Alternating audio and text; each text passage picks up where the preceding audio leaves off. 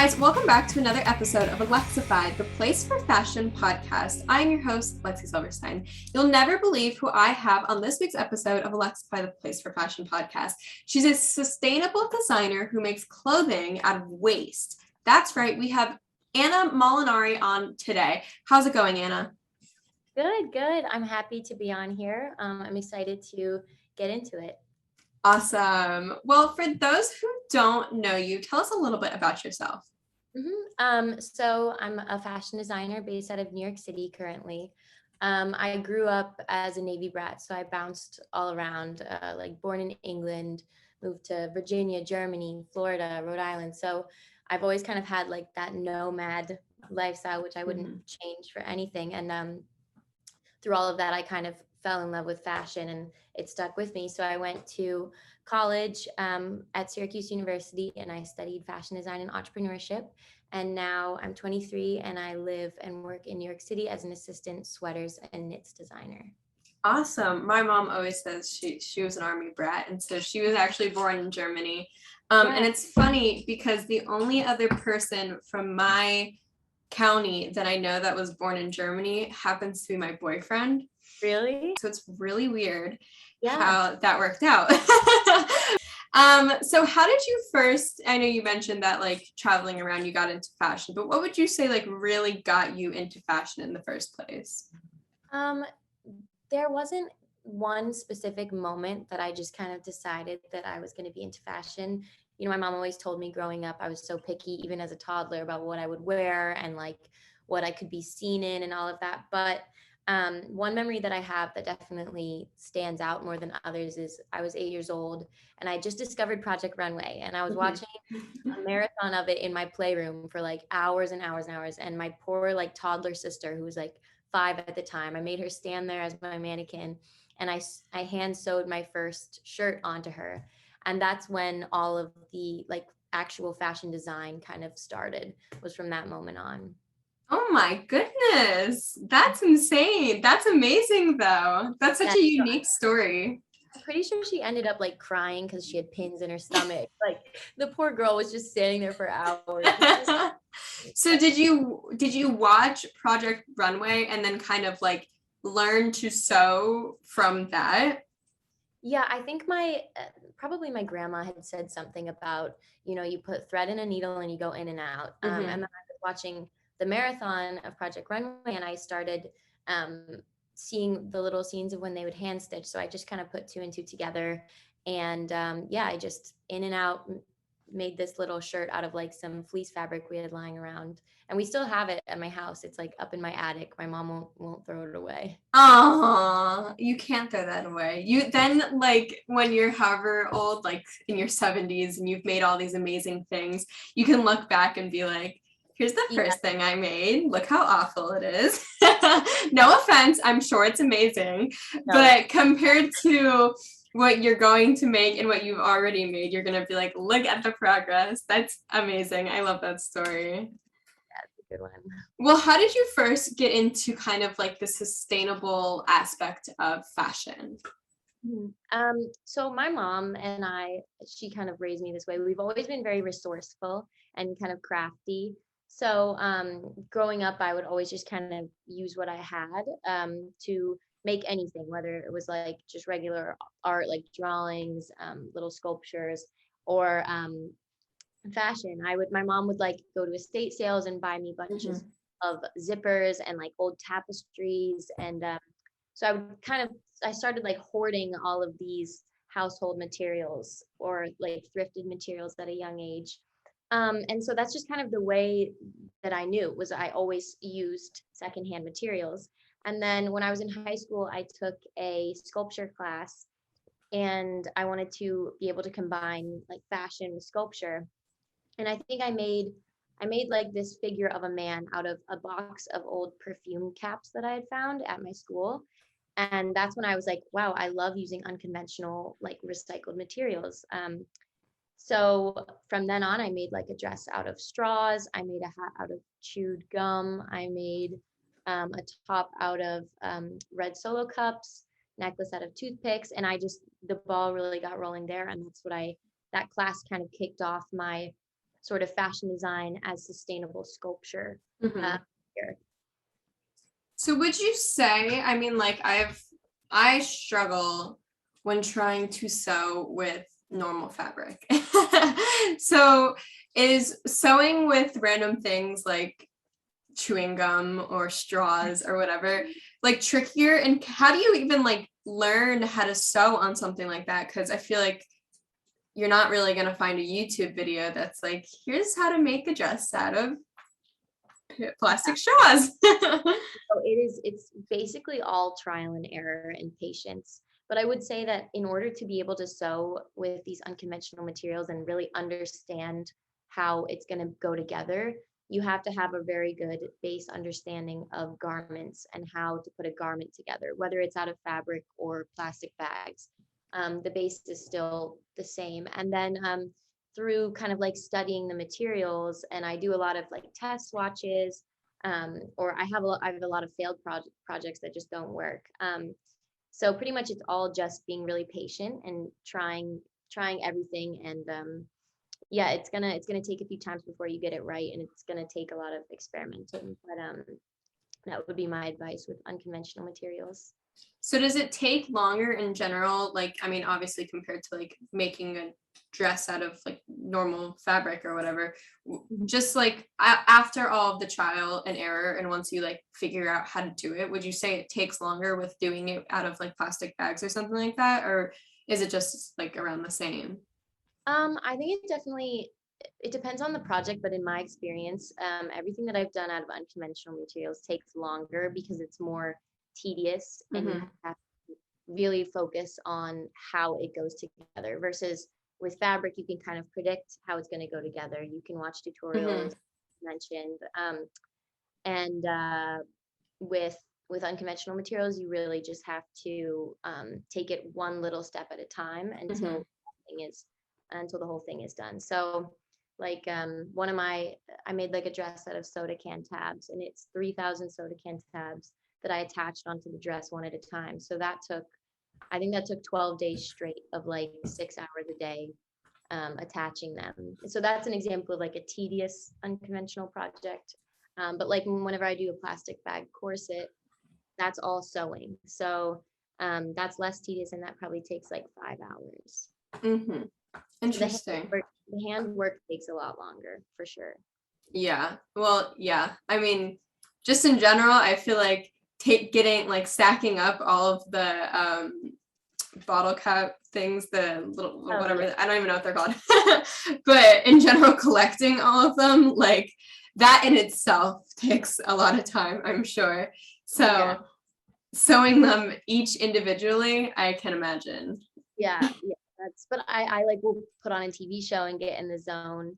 But actually the soda can tabs, which a lot of people don't know this, but you can like a lot of my materials, people will collect like trash and sell it on eBay. And you can, like, I bought 10,000 of those soda can tabs that somebody had collected them all on eBay. Now I just have them in my room. So, and all of my for my newspaper dress, I got them all from eBay as well. Yeah, and there are people that like collect different like plastic pieces, like water bottle tops and all of that, which you can find all of it on eBay. It's super cool. Yeah, that's so interesting. I had no idea that people do that. I mean, that's a great way of not wasting waste. So reselling it, I mean, that's just, I'm gonna start collecting anything and then send them to you. I'm curious of like why people sell trash on eBay, because I feel like it's such a niche market. Like I feel like it's just me buying. I was gonna say, like, who else do you think is, if you're not making clothes out of it, like, what do you think people are using it for? I don't know, but good for me. I mean, yeah, at least it benefits you. That is so interesting. I'm gonna go look that up. Like, what trash can I buy on eBay? Let's see. So, you talked about your newspaper dress a little bit, and for anyone who's watching on YouTube, I can see it in the background there. Well, that dress in general is just absolutely phenomenal. I know that I saw on your TikTok about it, that you said that it would be perfect for the Met Gala. And I wrote a whole blog post on how I really was kind of disappointed with how, like, the turnout of the Met Gala, because it was such a large theme and there's so much history there. And just, I feel like 1/20th of it was touched on. And your dress was the best thing that I had seen for the Met Gala, like even compared to all the Met Gala looks that I had seen. Like there was some that I loved, but yours was like the definition of that theme. And I wish someone wore that, because it just in general is amazing. But for anyone who doesn't know what this dress is that we're talking about, can you please explain it and kind of how it recaps 2020 in a nutshell? Yes. So actually, before the Met Gala was even announced, I was kind of racking my brain, like all of this awful stuff is going on. This was like mid-quarantine. And there's just all of this awful stuff happening in America. And now the COVID vaccine started to come out at the time. This was like back in March. And there was such a mentality of like, yes, give me the shot. And then let's go back to pre-COVID. Let's go back to before the BLM movement. Let's just erase the past 2 years. And I just thought that is such a horrible way of thinking. Like these have been some of the two most transformative years in our country's history. So I wanted to make something that kind of put that in people's faces and put it into perspective. Like, yes, you can get this vaccine, but it's really not gonna solve any of the underlying problems here. So I went on eBay and I found all of the newspapers with all the major headlines from March 2020 to March 2021. From everything from like the first week when everything was shut down in the United States because of COVID, to all of the BLM events and protests, and the storming of the Capitol, the election, like all of the hate crimes. I tried to get as much of what happened onto that dress as possible. And it took me 2 months to make it, because I had to, basically, I patterned the whole dress. So I made like the bones of the dress, and then I had to piece by piece cover it in these newspapers, and I curated the articles that I was using. Like I laid it all out and mapped every single article and headline out. And I had to I actually like paper mache'd them on, and so that took a while. And then I sewed it all together, which still baffles me how I did it, because it was so stiff and hard. And so I finished it back in April, and I had posted a video about it then, right when I had gotten my vaccine as well. So it felt very like full circle and relevant. And it didn't get that much attention. My main goal was to really get the point across that we need to do better in America and keep working to make this a better place, regardless of if you have a vaccine or not. And yeah, it didn't really catch on. And then I randomly went home where my dress was in Rhode Island, the week of the Met Gala, and I posted a video of it, and then it just kind of blew up. And the best part about it was the DMs and the comments that I got from people saying, I lost my father to COVID, and this dress, I appreciate this dress so much. Or people of color telling me that they felt heard through this dress. And that's really, like, it gives me goosebumps, that feeling, because that was the exact reaction that I was going for. So yeah, I'm so happy with how the dress was interpreted, and the attention that I got, I think is what we needed. Yeah, definitely. I remember I've been following you for a while, and I remember originally seeing it, and I was just like starstruck. I was like, oh my God, like, first of all, the talent behind it is insane. And then just like the overall message, like, I mean, I'm a fashion major and I love fashion, and I've always known I wanted to do fashion. And I feel like fashion is a means of like self-expression. It's showing, like, it can show what you believe in, it can show how you're feeling, it can show like everything about you, it just in an outfit.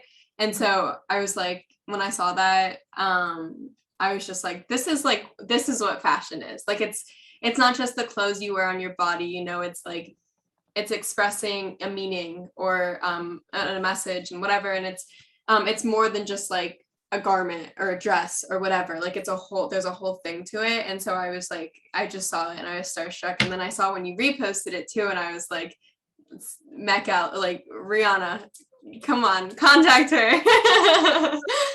Commenting Zendaya, and I was like, that would be a Yes. dream come true. I Oh was, my God. that would be literally a dream come true. She didn't even go though. I know.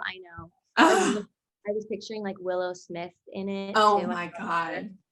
I Yes. that would have been so amazing. But yeah, I'm so happy that it got the reaction that it did. Yeah. And then wasn't even in that TikTok that you posted later on about the Met Gala, wasn't there like an added piece to it that even had like a mask and then a little cutout? Yes. So I like to do kind of one of my little signature things, or like a design detail that I do a lot, are like really long like sleeves. Mm-hmm. So I wanted to do that. And I made this little kind of like a neck piece with long sleeves attached. And then I left the shoulder of the right arm, which is the arm that I got my vaccine in at least. I left it open, so that once I shot the piece, the model's COVID vaccine would show. And then I also made a turtleneck that could be pulled up over the face like a mask. It's mesh, so it wouldn't actually be a real mask. Yeah. Yeah, it was more for to imply a mask. Yeah. Mhm. Genius. Like, so smart. Where do you get this like inspiration for all of your pieces, not just for this one? Like, is it just something that comes to your mind? Or like, do you see things on Pinterest or see other designers, or like, how are you so creative? Thank you. So one of my issues is actually that I get inspired by like too much. Like I will literally, yes, the other day I was walking down the street and there was like a smushed stack of cardboard, and I was like, that looks cool. I should do something with that. I should take that cardboard off the street. But no, what inspires me the most is when there's a point that I want to get across. Um, I think about how can I do that through my medium, which is fashion design. So, um, like lately, I've been making a lot of things out of plastic, like single-use plastic that I've Mhm. been collecting, and I like fashion. The fashion industry has like produced 10% of the world's carbon emissions, which is baffling. And 85% of textiles end up like at the dump. Mhm. So I want to make I want to like influence people to um, recycle and dress sustainably through using this plastic, because it's so obviously plastic. Yeah, so it basically I get most inspired whenever there's a specific point that I want to get across, or an emotion that I want people to feel. Yeah, that's amazing. Um, do you sell your designs, or are they just like you like to make them and they're a hobby? Yeah. So I used to sell my upcycles. So anything that was made out of secondhand fabric or like thrifted clothes, I used to sell them through Depop. With these pieces that are one of a kind, made out of trash, I think of them more as art, and I Mhm. haven't sold them. And I don't think I would sell a piece like this, or like a soda can tab dress or anything like that. But I have been considering selling the plastic corsets. Mhm. Uh, so that I might be doing soon, which would be really cool, because also washing clothes gets microplastic Mhm. into the ocean, and these plastic corsets, all you need to do is literally wipe them down with Right. a towel and they're good to go. So yeah, I'm definitely toying with that idea. I definitely want to put those out there for people. Well, if you do, let me know because I would definitely buy one. So if you don't sell them, what are kind of like your end goals for these garments? Um, pretty much like I feel like with the newspaper dress, I reached my end goal with that, which Mhm. was to inspire people and to send a strong message and for people to receive that message. So when it comes to these projects that are about sustainability, or this one was more of a political statement, yeah, the end goal is to influence people. Mhm. Um, as far as like my career and what I do, my end goal is to I kind of want to I've been realizing more and more that I don't think I want to do fashion design where I have my own label and my own company and there's runways all the Mhm. time putting out collection after collection. I almost want to be kind of like a sustainable fashion influencer where um, what I do is virtually put out my designs and yeah, just promote the things that I stand for that way.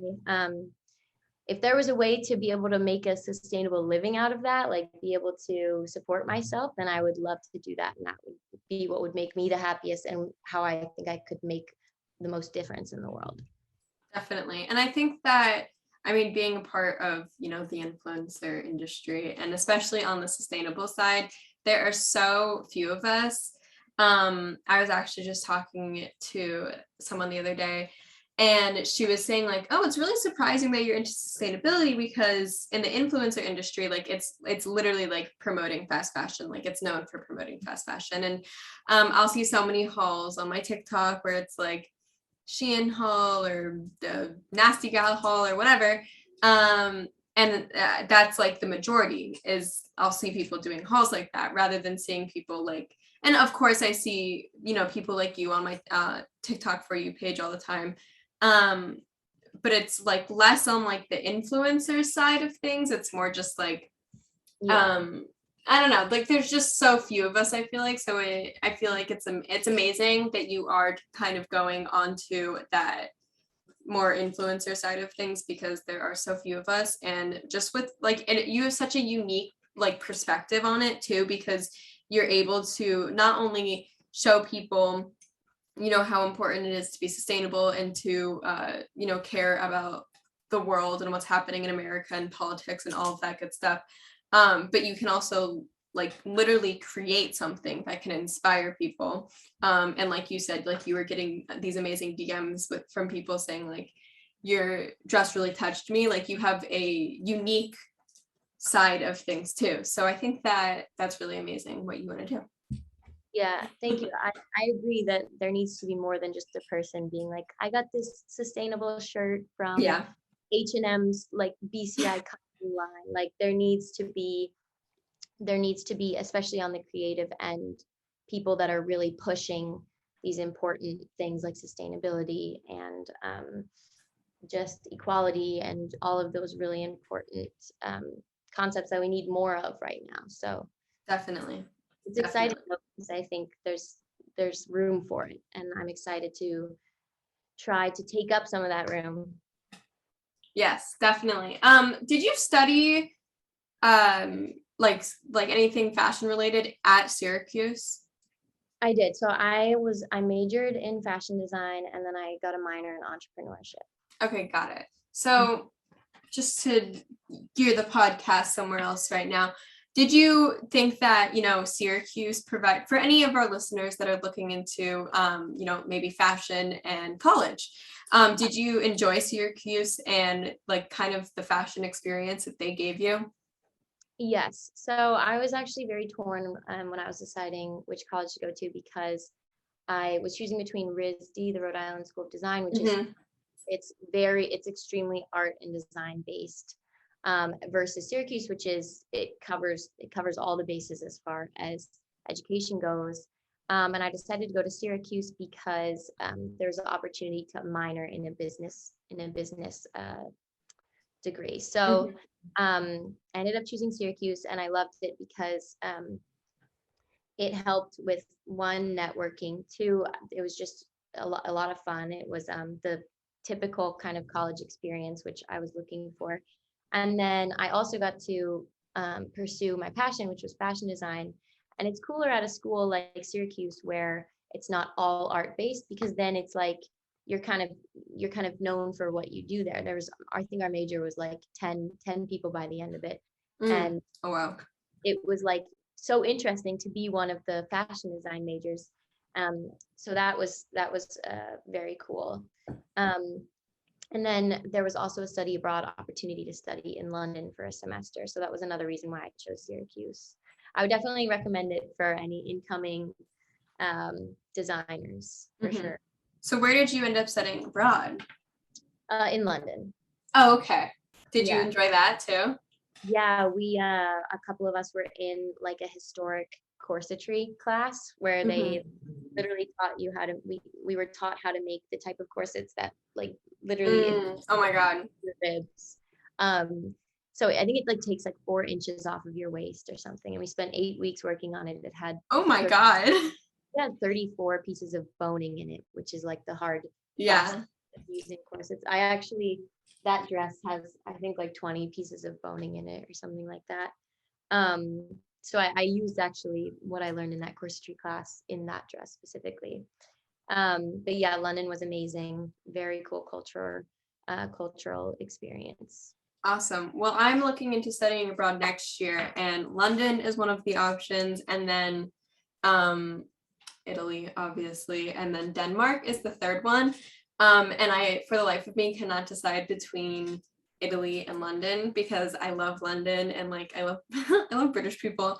And then Italy, I feel like is a very like obvious choice for fashion too, and I just cannot decide between it.